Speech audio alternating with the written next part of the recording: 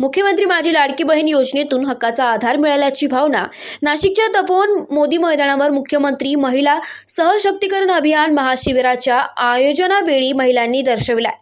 आज दिनांक 23 ऑगस्ट रोजी नाशिकच्या तपोवन मोदी मैदानावर मुख्यमंत्री महिला सशक्तीकरण अभियान महाशिबिराचे आयोजन करण्यात आले होते।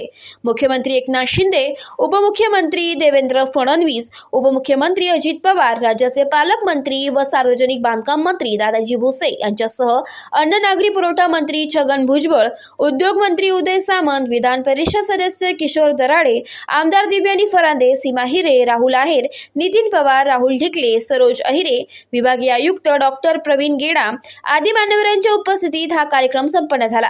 कार्यक्रमाच्या निमित्ताने तपोवन परिसरातील मोदी मैदान येथे हजारोंच्या संख्येने महिलांनी सहभाग घेतला।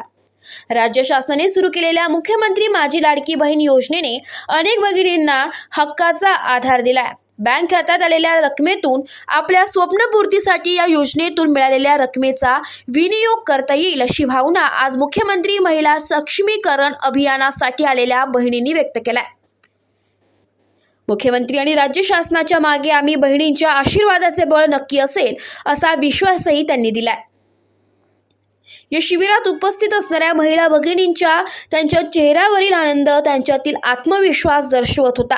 आता आम्हीही कोणावर अवलंबून नाही, आमच्या लाडक्या भावाने आम्हाला आमचे हक्काचे पैसे दिले ही भावना होती। त्यातून आलेला आनंद त्यांच्या देहबोलीतून व्यक्त होत होता। कोणी फेर नृत्याद्वारे, कोणी फुगडी खेळून तर कोणी हात उंचावून त्यांची आत्मनिर्भरता दर्शवित होता। एबी न्यूज साठी प्रतिनिधी विवेक कडवे, नाशिक।